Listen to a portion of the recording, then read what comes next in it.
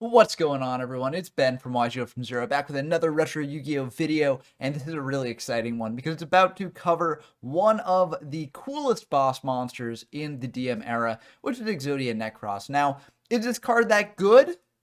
No, but it is extremely cool. Classic anime card used by Kaiba's dad against him, and it's just such a cool design. It's basically like the Exodia pieces are all in the graveyard now, and then the contract of the Exodia brings it back into this like decaying, zombified form. That's still somehow a spellcaster, not a zombie, but you know, it is what it is.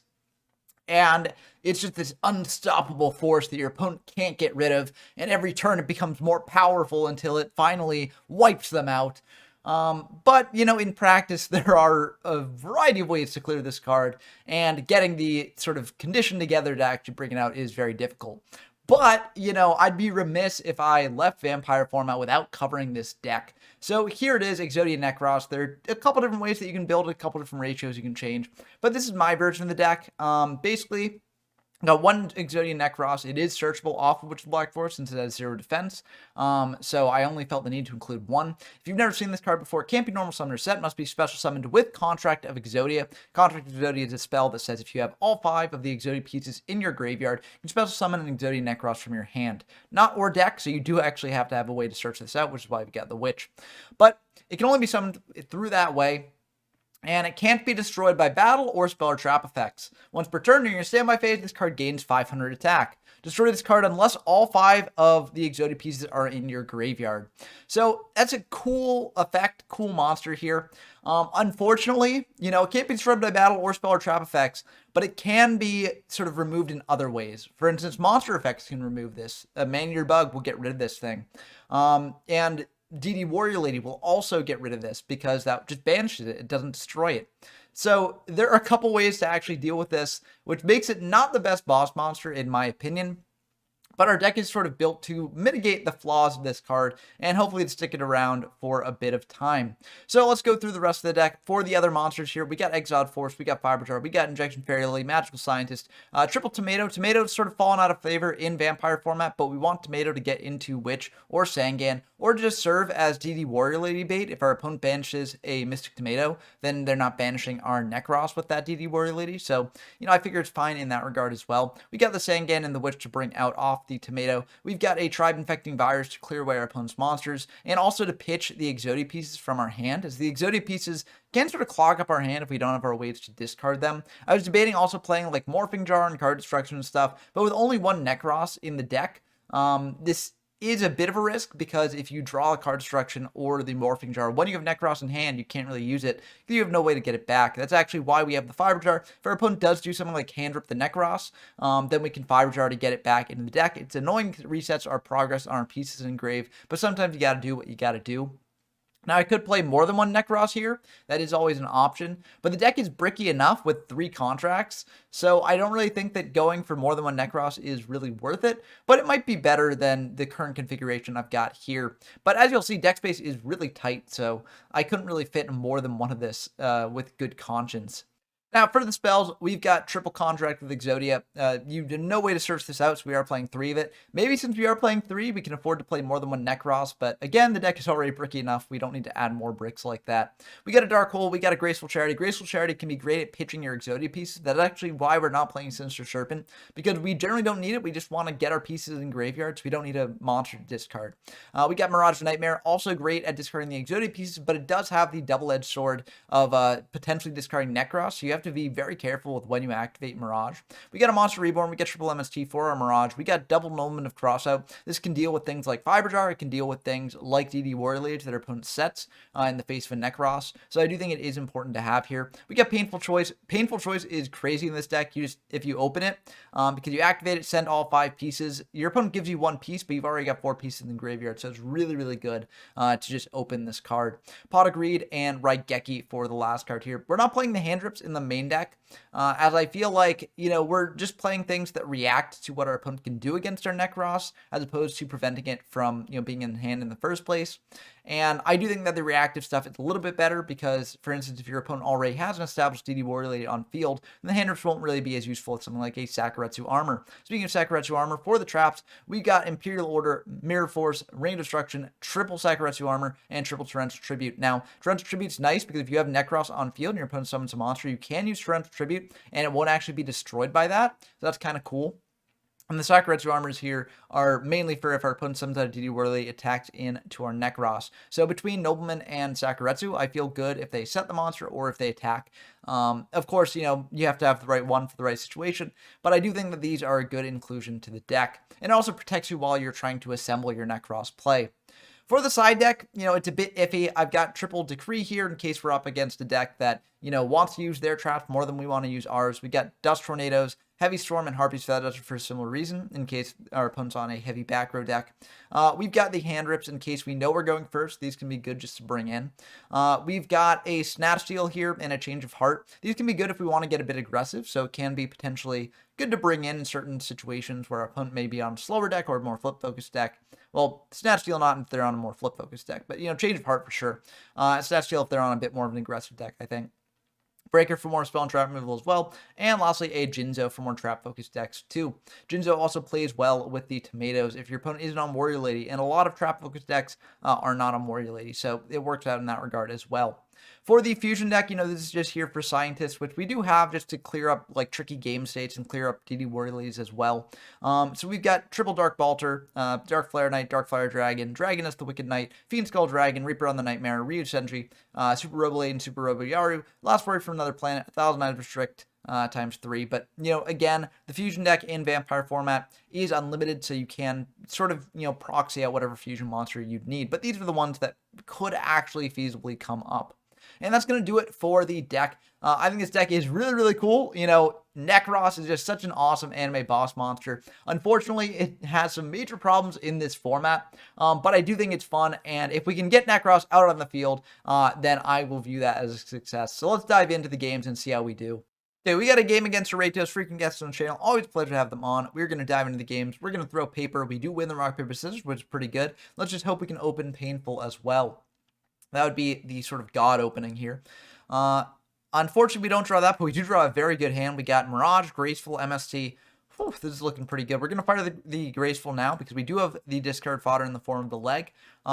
We could also have waited until we drew another piece of Exodia, but I think it's fine just going for it now. And we're going to pitch the leg in an Exiled Force. This means that, we'll be able to set our entire hand with Mirage set up in an MST as well. And the only really punish to this is if our opponent has Harpies and MST in hand. So, if they've got that, they've got that, and they'll likely win the game, but I feel like this is worth doing either way. They do have the MST. Let's just hope they don't have the Harpies. And they got the Harpies. Well, not much we can do about that. Maybe this was a bit of a greedy play, but I do think that when you open like MST and Mirage like this, it is worth going for that. Harpies are one of, and they're not always going to open MST as well, so I think it was worth doing. Unfortunately, it puts us in a really, really bad spot. And our opponent's going to go for a Rhoda here, bringing out an Exiled Force and popping our set. At least I got Exiled Force out of the deck. That was actually one of the reasons why we set Tribe, just to provide another unknown for our opponent to have to try and play around. So I think that it was good just to get the Exiled out. They didn't get like a Warrior Lady and stick it on field at least. And we drew Tomato, so we can get a little bit aggressive here, attacking in for 1,400. They've got Ring though, so that will pop the Tomato. And it's just kind of unfortunate, but they're down to 2 cards. We've got none, but, it's not as big of a differential as it once was. They're going to bring out DD Warrior Lady, though, and that is a bit worrying. And they're going to attack in for 1,500. We draw Witch. Unfortunately, that matches up really poorly into the Warrior Lady there. They're going to bring out a Sangan as well. We're going to flip out the Witch. They're going to banish it with Warrior Lady, and then they're going to attack in for 1,000 off Sangan. Sangan's really annoying to deal with, as, we drew Saku, but we don't necessarily want a Sakuretsu Armor in the Sangan because that gets them a search. It won't go through either way because they get an MSC here, and they're just going to attack in for 1,000 with the Sangan, and we're just drawing for our life here. We draw a piece of Exodia. Honestly, not terrible. We can just use it as a chump blocker there. Opponent's going to go for a Graceful Charity, pitching a Zalug and a Spy. They're going to go for a Rhoda, bring out a Gearfried here to get a bit more aggressive, and they've got a Blast with Chain as well to pop our set. We'll get in for 2,800. We're down at 300. We're still alive here. Looks like their other set is not another Blast with Chain. And they're going to pass back to us. We draw Exodia, which won't quite do it. We could set that, but they'd attack over it with Gear Freed and then attack indirectly with Sangan. So that will indeed be the end of the game. So, game one didn't quite go the way we wanted it to, but I do think that we had to make that play there. For a deck like this, you need to just draw as much as possible, and that's what we went for, but unfortunately it didn't quite work out for us here. So we're going to go into game two. We're going to go first and see what we get. This is a pretty decent opener. Now it's a very, very decent opener. We're going to fire the Pot of Greed. Whoo! Now it's just super good. We're going to go for the painful choice here. Sending 5. Our opponent's going to give us an arm here. And that is perfectly fine. We're going to set a tomato, set a Mirror Force, set an MST, pass back to our opponent. They've got Harpies. We still have the Trench Tribute in hand for next turn. But otherwise, I feel like pretty decent about this. We didn't want to set the arm because if they've got DD Warley, they summon that out and banish the arm, then our Necros is just dead. So we want to set the tomato, which is also something that they'd like to banish off of Warrior Lady. But if they do, it's not the end of the world for us because we do have another tomato in hand. Opponent's going to draw. They are going to go for a breaker here. And they're going to break the Mirror Force. No, they got the right 50-50 there. They're going to attack in for 3,000 here. Get in for that. And yeah, they're going to set one, pass back to us. We've got MST for their back row just to clear that out preemptively. It was an IO, so I'm very happy that we did that. Unfortunately, now we've got this Mirage, which, we don't necessarily want to activate right now. Because there is a risk of us drawing Necrosh and then having to pitch it. So a bit awkward here. We're going to think about this a bit. We're just going to, switch tomato to defense, switch the right arm to the field, and then set Mirage and a TT here. The reason I feel comfortable setting the right arm now is if they've got Warrior Lady, they're likely going to attack it into the tomato and not our set. So I feel like they're not going to banish the arm here. They're going to go for a Rhoda here, grab an Exiled Force, and that is perfectly fine. If they want to use an Exiled Force on our tomato or our set, that is perfectly fine. They're going to attack in to the arm here. Get rid of that. They're going to set one, pass back to us. We draw an Exiled Force of our own. Now, we could potentially do a play like summon an Exiled Force, tribute off for Breaker, and then like reborn back our tomato and get aggressive here, but I don't really think we need to do that. We can just set another tomato, pass back to our opponent, save the reborn for later.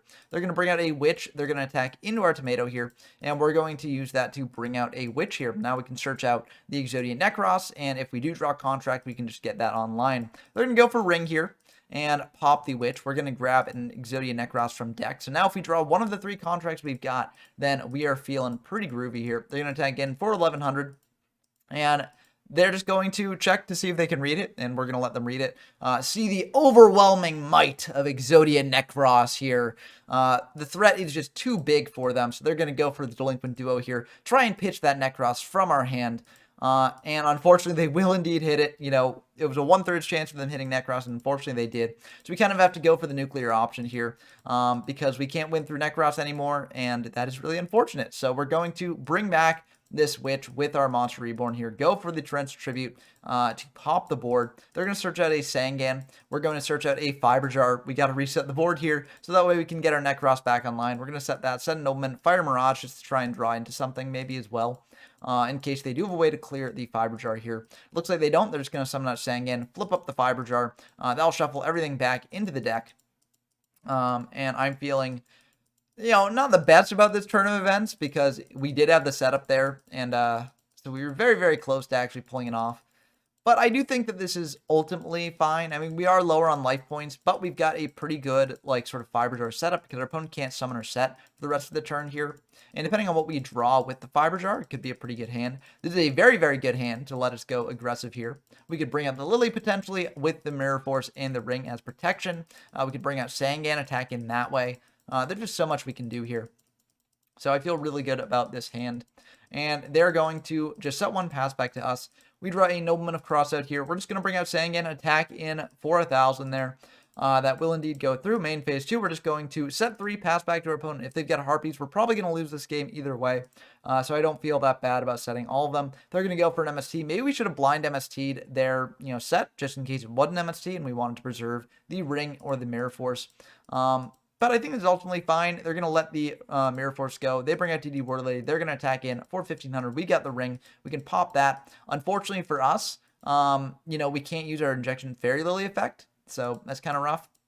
They're going to set 2, pass back to us. We do draw a Dark Hole here, though, to clear their board. in case they got something good. They're going to bring back the Warrior Lady, but we're going to MST that. Now, we could have potentially just Darkhold in main phase 2 and gotten a search off Sangan, cleared the Warrior Lady that way. But I think this is a little bit better. I mean, we lose one of our piece of interaction on their turn, but this does get in for a little bit more damage. We're equalizing the life point total a little bit, so hopefully this will work out for us. They're going to bring out Gearfried. They've got Raigeki, though, and that will be the end of the game. So yeah, nothing we could have done there, even if we had saved the MST. I think this would have been the end of the game because nothing that we've got actually stopped Raigeki plus Gearfried.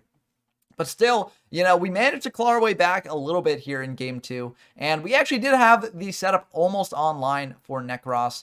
Not after the Fiber Jar, of course, but, you know, we had Necros in hand. We had the Exodia pieces in grave. Unfortunately, there are just a little bit too many ways to disrupt the Necros combo. But this wasn't the only game that I played against Ratos. We also played another game where they were on a bit less of a sort of tier 1 deck. I mean, you could argue whether Gearfried is as good with the standard Warrior control list, but it still is a very good deck. But for this second match, we were on a bit of an evener footing. Not quite even footing, but, you know, a little bit more jank friendly.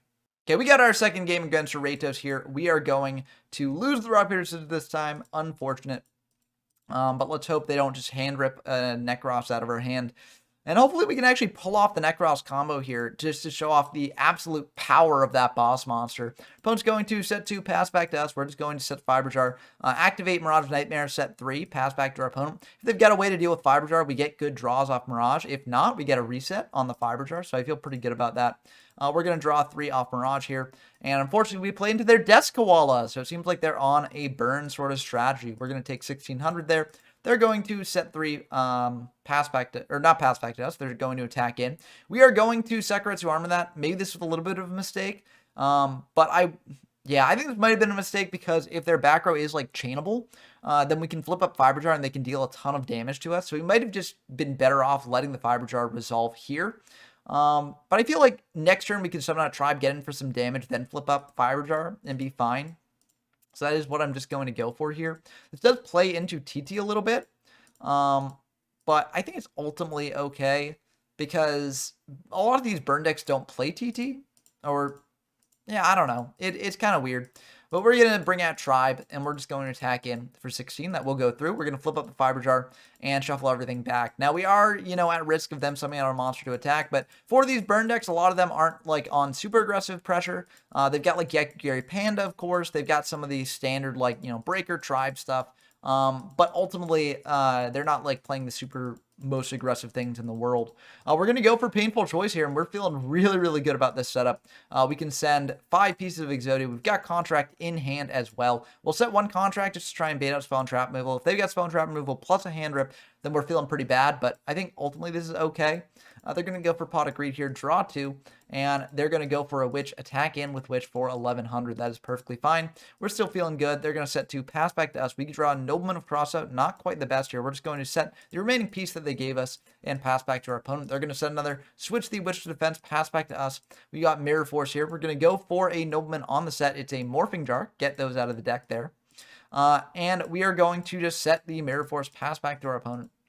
They are going to set another pass back to us. We draw Graceful Charity, which is really good. We're going to go for Graceful. Draw 3 here, and we're going to pitch the Fiber Jar because we got the setup online already, and we're going to pitch this Contract here. We're going to go for Pot of Greed. Draw 2, and we draw the Necros. Let's go! Okay, so now what we're going to do, we have to do this in kind of a weird way because we've got a piece on field. We summon an Exiled Force, pop our own piece, and then we go for Contract to bring out Exodia Necros here. We're then going to Raigeki their board away. That will let them get a search off Witch, and unfortunately they search out Tribe Infecting Virus. Now, funny thing about Exodia Necros, can't be destroyed by spell or trap effects, but they can be destroyed by monster effects, so this is going to be really, really bad for us. We're going to attack in for 18 here, and we're just going to set this MST, pass back to them. Not the end of the world. We can still recover from this, but it is really brutal.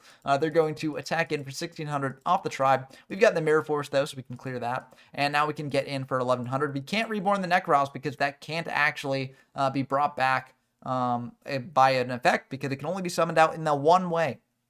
But I'm glad we were able to show off its overwhelming power, getting in for 1800 here. Still very good. We're just going to keep the aggression going, reborning this Tribe, attacking in for 2700. They've got Nightmare Will. We're going to pop that so that way we still get in for damage here, and we also prevent ourselves from taking 500. So they're down to 1900. If they clear this board, we get a search off Witch, and I feel like we're in a pretty decent spot. They're going to go for Ojometrios, and then they're going to fire Raigeki, burn us for 900 there. We do get a search off the Witch. We're going to search out this Injection Fairy Lily here. They're going to set 3, 4, and pass back to us. We draw Mystic Tomato. Now, we could commit the Lily and just go for game, but I feel like they likely have a back row to deal with whatever monster we bring out, so I want to bring out Tomato instead, just to test the water a little bit, and they do indeed have Mirror Force, so I'm happy I did that. They're going to send another pass back to us. We draw Sakuretsu Armor, which insulates us a little bit in the case they clear this Lily. We're going to attack in with the Lily. They've got Ring, though, so we will both take 400 damage there. We're going to set the Sakuretsu pass back to them. They are going to set another pass back to us. We draw another Tomato, so we're just going to try and bring that out. Attack in for 14, and they're going to think about this, so they might have something to do here, but that is going to go through. They're going to drop down to 100 life points, so they're living on a dream, and they're going to think about this, bring out a Breaker, and they're going to choose not to pop our back row, trying to get in a lot of damage. Unfortunately for them, we do have this Sakuretsu, so that will indeed be the end of the game, most likely, I believe. We draw Tribe as well. We're just going to attack in. I think maybe we could have summoned out the Tribe in case they had like Nightmare Wheel here. But if they had Nightmare Wheel, I feel like they would have used it last turn when we attacked them with Tomato for the first time, because you want to get the burn online as soon as possible. So it's more likely to me that they have like a Torrential Tribute as opposed to a Nightmare Wheel. So we just want to attack in with the Tomato here, and that will indeed be the end of the game. Looks like they just had some more burn cards here. So if we had summoned out Tribe, they had our geometry to get our field up to 5 here. That would have been 2,500 off the Justice Search, 1,000 off the ceasefire, and yeah, that would have been enough to kill us here. So I'm very glad we didn't summon out the Tribe here, as that would have been the end of the game. So very, very, close game one, and we were actually able to pull that out using the power of Exodia Necros. I mean, it's just so powerful. We saw there that 1,800 really did come up. And we were able to special summon out as well. It was just, it was so good. And our opponent is going to go for 3 there, pass back to us. We draw another Exodia piece here. We're just going to summon that out and then try and go for Nobleman, just beat in for 200. With the reason we go aggressive like this, we've got Torrential Tribute, we've got Imperial Order. So I feel like, if they do commit another monster to board, then we can TT it and be fine. Unfortunately, they have IO, so that's a little bit annoying for us. We're going to set 3 because they can't use Harpies here under IO, and if they do let the IO drop and then use Harpies of their own, we do have IO here of our own. So it's not the worst thing in the world. And they're going to pay 700, keep the IO up, set 2, pass back to us. We draw Exodia Necros, the powerful card. And then we're going to summon out another piece, TT the board away, just to prevent them from having like Morphing Jar or something like that, which would pitch our Exodia Necros and thus be really bad for us. Now, that was a little bit greedy, as we don't have another way to stop any aggressive pressure on their part, but I do think that it was fine to do. And their other set was a Fiber Jar there, so I think it was worth getting rid of the Fiber Jar. They're going to pay another 700, bring out a Witch of the Black Forest, attack in for 1,100 here. We will take that, unfortunately. They're going to pass back to us. We do have Graceful, but that's not going to do anything against that IO there. They are going to, pay another 7, keep the IO up, attack in for 1,100 with the Witch here. We will indeed take it. We just hope that we draw another trap or a monster that can get us out of this. Exodia the Forbidden One that can chump block for a turn. So we're going to pass back to our opponent there. They're going to pay another 700, and they're going to bring out Exiled Force to pop our Exodia. We are okay with that. Unfortunately, they do get in for more damage here, which is annoying on our part, but I do think it's ultimately fine. We draw Sangam, which is really good. We're going to set that, pass back to our opponent, and they are going to think about this, and they're going to let the IO drop here. They're going to go for Dark Hole. We've got IO because we don't want them to get a powerful search and then attack in for damage. Unfortunately, they've got MST for our IO there, so that will clear the board. We will at least get a search here. We're going to search out a Witch, and they're going to search out a Breaker. They're going to bring out the Breaker. They're just going to pop one of our back row. It is the Contract, so we do lose that, which is quite unfortunate. But we do have this Graceful here as follow-up for next turn, so that can hopefully draw us out of this a little bit. Our opponent's going to go for a call here, bring back Witch, get aggressive, attack in for another 1,100. We are down to 2,000 life points, so a bit of a tricky situation. We draw Harpies, which is okay. I mean, unfortunately, if we go for Harpies, then that does, clear the Haunted, which then pops the Witch and then gets them a search. But we're going to go for the Graceful first to see if we draw anything a little bit better. We draw, these are okay. We check to see what's in their grave. We check to see what's in our grave. And unfortunately, there's nothing really that we want to reborn right now. But we can at least set a Witch and then reborn a Sangam in defense, I guess. We're going to pitch a MST and a Decree here. Unfortunately, they do have the Ojometry. I was firing that now. just in case, we do something with a decree or like a Jinzo or something like that, because they do see that we're on the anti-trap tech. We're going to go for Harpies here, and they also have Just Desserts, so that actually makes a lot of sense as well, because you can't activate Just Desserts if your opponent has no cards on field, even if there's no Geometrio in the chain as well. So yeah, they did this so that way they can actually do the Just Desserts here. Unfortunately, we are very likely dead here, as the burn deck does play a lot of other ways to burn us to death. Tribe will indeed do it, because they can just pitch a card, pop our Ojama tokens here. That will deal 900 damage to us.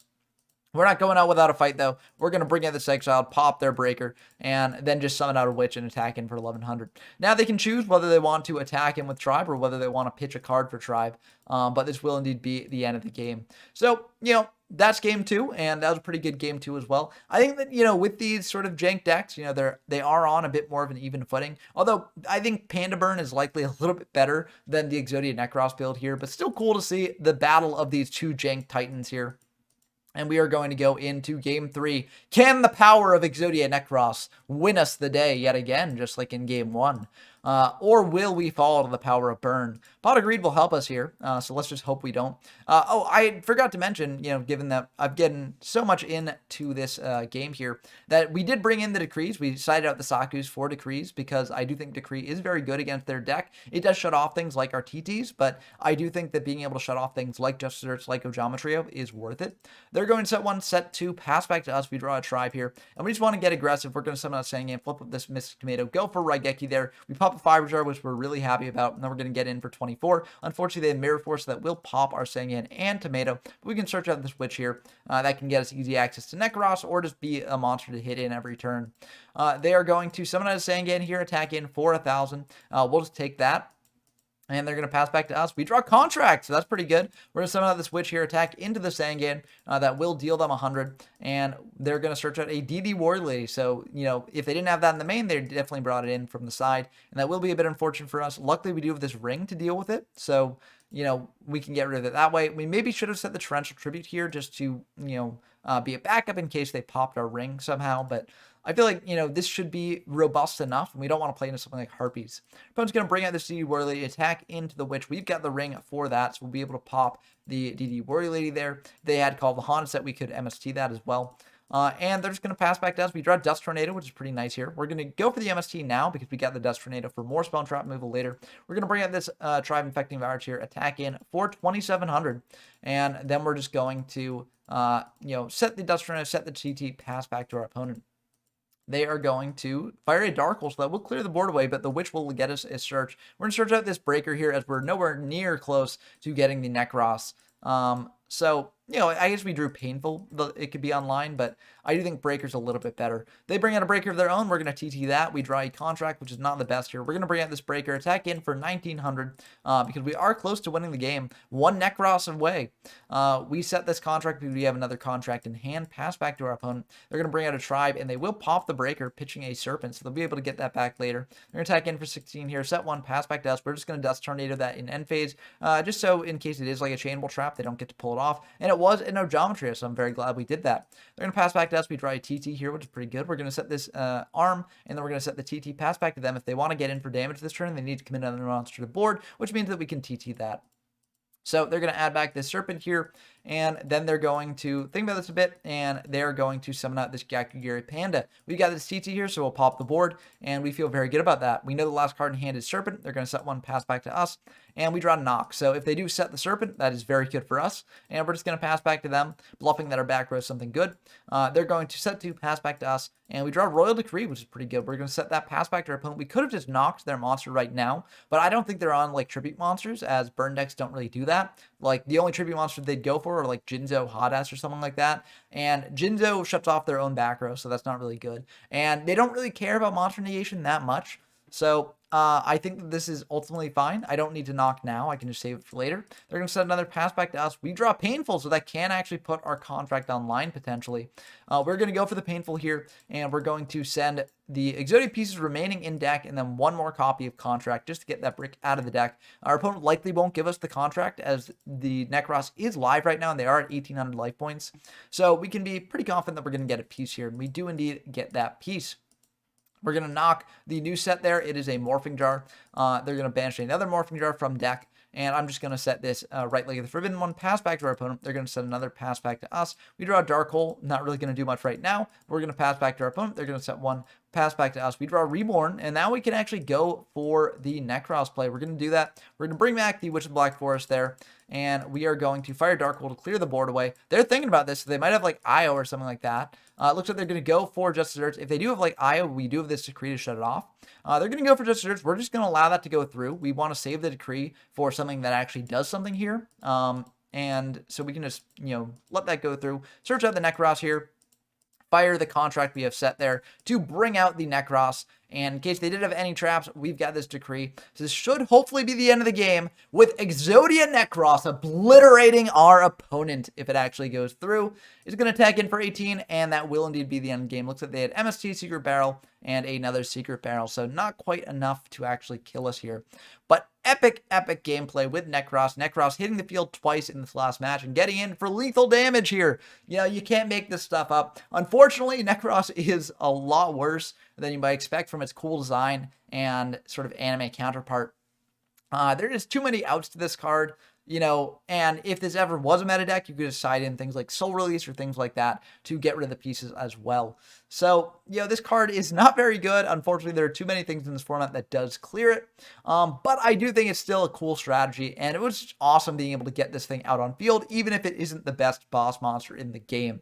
But what do you think? Do you think that Necros is the best boss, or do you think that this card is overrated and shouldn't have even been printed? Let me know down in the comments below. Also, if you enjoy this sort of content, please do subscribe to the channel. I'd really like to reach 1,100 by the end of the year. That would be a really cool goal to reach, and we are potentially on track to reach it. We're growing pretty quickly after hitting 1K, so it would be awesome. If you like this sort of content, it would just, put more of it in your feed, and that'll be pretty good. Also, if you want to support me directly, we have a Patreon. When we have 2 patrons, actually. And, if you become a patron, you get your name shouted out in the video. So, shout outs to Rincewind and Brendan Donker. Thank you so much for supporting me here and making these videos something that, I can potentially look forward to doing in the future more. And, if you want to get your name shouted out in the videos, then sign up for the Patreon. Also, there will be additional perks that I'm coming up with. I've got a poll in the Patreon there, and I'm keeping it up till the end of the year. So if you have ideas for what other perks, people should get on the Patreon, head on over there and vote in that poll. But I hope that you enjoyed this video as always. It was a really fun one to make because Exodia Necros is such a cool boss monster. And we don't have too many more vampire decks overall. I've been sort of saving the degenerate decks just for the end of the video. I guess I already showed off the Souk Loop, which is kind of degenerate. But I'm talking about things like Empty Jar, Library FTK, Elm FTK, things like that. I'm saving that for the end of my coverage here. So look forward to that. But we should be moving into Chaos format soon after we get the remaining Vampire videos done. So, I hope that you all look forward to that, and I hope that you all enjoy that as well. And I'm excited to dive in to the new year with everyone out there. So I hope that you enjoyed as always. Until next time, I've been Ben from YGO from Zero, and I'm signing off.